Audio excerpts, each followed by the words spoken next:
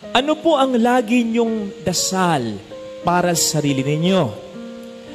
Ano naman kaya ang laging dasal para sa inyo ng mga taong tunay na nakakakilala at nagmamahal, nagmamalasakit sa inyo? Pwede niyong itanong, Father, magkaiba pa ba yun? Pwedeng magkapareho kung tahasan mong sinabi sa kanila, friend, brother, sister, ma, pa, anak ko, ito nga para sa akin ang ipagdasal mo. Pag-aaral, negosyo, trabaho, kalusugan, pwedeng magkapareho kung tahasan mong sinabi sa kanila. Pero kung hindi, at kung hindi mo naman madalas hinihingi ang dasal nila, sinisigurado ko po sa inyo na kung magkaiba man yung panalangin mo para sa sarili mo at yung panalangin nila para sa iyo, yung panalangin nila madalas ang better, if not the best.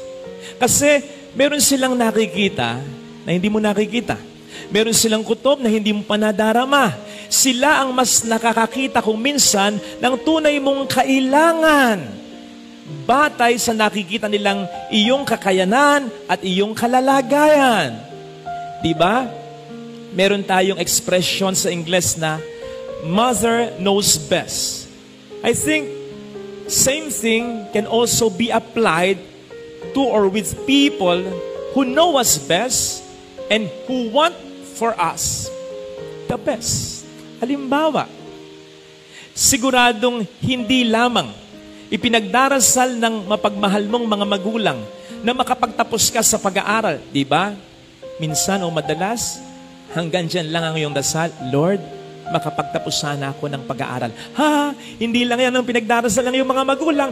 Ipinagdarasal din nila beyond that, na anuman ang marating mo sa buhay, hindi ka magbago.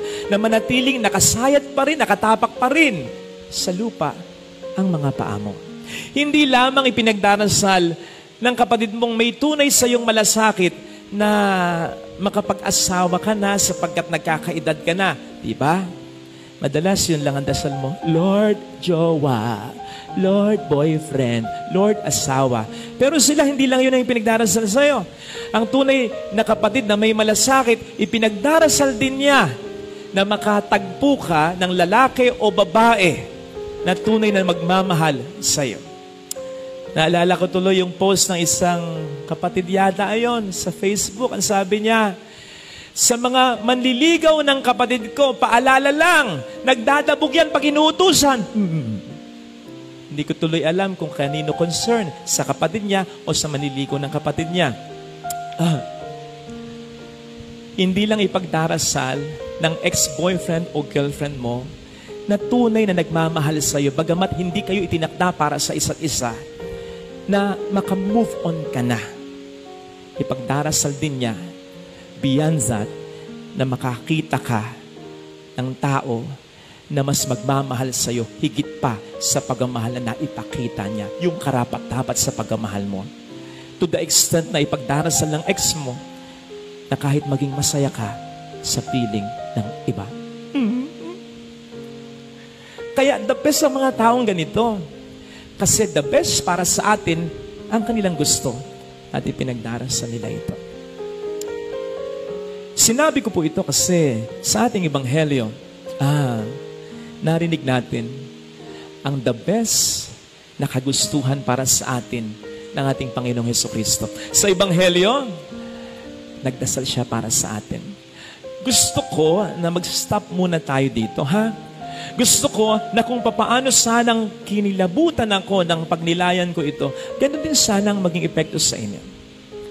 Pinagdarasal ka ni Jesus. Di po ba madalas, naisip natin, tayo nagdarasal sa Diyos? Okay yun. Pero ang Diyos din ay nagdarasal para sa atin. Tandaan po natin, kapag tayo ipinagdarasal, ibig sabihin, may concern sa atin. O baka nga tayo ay higit pa sa concern, minamahal. Kaya po, lalo na sa mga kasama natin sa live stream, o kahit yung mga nagsisimba dito, kung minsan hindi naman kayo nagpamisa, tapos narinig mo bigla yung pangalan mo na binasa sa pamisa, hindi naman ikaw ay nagpamisa. Sana mangiti ka kahit paano at ma-inspire ka as may taong nag-aalala para sa kalalagayan mo. May taong may concern para sa kabutihan mo. Not just that, kapag tayo ay nagdarasal sa Diyos, ibig sabihin, we want the best for this particular person. Kasi whenever we pray for someone, it's like telling God, Lord, you know how much I love this person. Ikaw na po sana ang bahala sa kanya, O Panginoon. Ibigay mo sa kanya yung hindi ko kayang ibigay. Ibigay mo sa kanya ang the best para sa kanyang mga pangangailangan sa buhay. Di ba napakasarap isipin nun? And even better, Jesus, God is decided to give us what is best. Kasi tingnan po ninyo, kapag tayo nagdarasal, sigurado ko, may bias tayo. May bias tayo na batay sa ating gusto. Lord, ganito. Lord, ganon. Kasi yun ang gusto mo. Kaya yun yung pinagdarasal mo. Okay lang yun, ha? Okay lang yun. Ang magandang maisip natin, ha? May mga panalangin tayo na batay lamang sa ating gusto, nakakalimutan natin o hindi natin alam sa panalangin kung paano sasabihin yung mga tunay nating kailangan. At alam ng Panginoon yan. At ipinagdarasal, hinahangad niya para sa atin yan. Nagdarasal ka para sa gusto mo, makalimutan mo man yung mga bagay na tunay na kailangan mo. Basta nagdarasal ka, alam ng Panginoon ito, at yun ang ipinagdarasal naman niya para sa iyo. So much so, na kahit hindi niya ibigay yung gusto mo, ang darating bilang resulta ng panalangin mo, ay yung tunay na kailangan mo.